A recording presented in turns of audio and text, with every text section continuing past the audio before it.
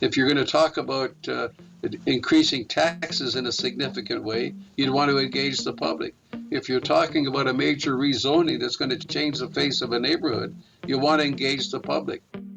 Live from the Municipalities of Saskatchewan office, this is Season 1 of MuniCast, the Municipalities of Saskatchewan podcast. Join me, your host John Wisgar, for 6 episodes on the biggest municipal topics. And now, here's a preview of MuniCast Episode 1, a conversation with George Cuff. Public engagement is huge for municipalities, trying to get people to come out to council, be actively involved, rather than find out about a decision after the fact and then lodge a complaint. It's a constant concern that we're hearing from our members. What does effective public engagement actually look like for a municipality? And how do you educate your residents and get them engaged in these governance processes to ensure that you're not facing pushback after you've made a decision, but you've actually consulted and you know what your residents want in those initial stages? I would say that a council would be wise to sit down with their management. Having the right individuals involved in the right decisions, in my mind, means that you're going to have an understanding of what the public engagement policy is. So that's where I'd start. And again, if a community listening to this podcast doesn't have a policy around that, they could drop me a note and I'll send you a draft policy. Second part of that is to say, now that we've got a policy saying why we're doing what we're going to do, we need to have some strategies or some things that we're going to do to actually engage the public. Have we figured that out? And I would argue that that's the second part of developing this public engagement piece, is to have a series of strategies around how do we go about engaging the public. The third piece of this is to realize that there's only certain key issues that are going to provoke public engagement at all. So much of what a council does in a council meeting is completely under the radar as far as the public's concerned. The citizens might get involved just by listening to an online council meeting. For the most part, they don't. They find out about an issue after the fact. They find out after the decision's made, and then they rise up and say, why did council make that foolish decision? Well, it might not have been foolish, but council might have done a very poor job of communicating it, recognizing it's a key issue.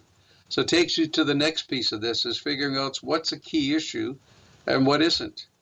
I mean, I walked out the front door of my house for 12 years going to council meetings. I'd see my neighbors in the summertime sitting on the front steps. I'd say, are you coming to the council meeting tonight? Oh, no, we're fine. We elected you. It's an interesting answer. The public has confidence in the people they elect for the most part. What they didn't say to me is, go ahead and make whatever decision you want to make and we'll stand behind you, because they would know that if the issue is significant, if you're going to talk about increasing taxes in a significant way, you'd want to engage the public. If you're talking about a major rezoning that's going to change the face of a neighborhood, you want to engage the public. So you need a public engagement strategy and policy in place that allows you to go at that appropriately. Otherwise, you're going to scramble at the last minute. It's going to look messy. It's going to look like the council and the management didn't know what they were doing. And then you're going to have people all over you thinking, if your process is that bad, your thinking is probably parallel. So I would argue that you need to approach this now and talk about, so where do we engage the public? On what kind of issues do we engage the public? How do we know it's the public versus 2 or 3 loud voices?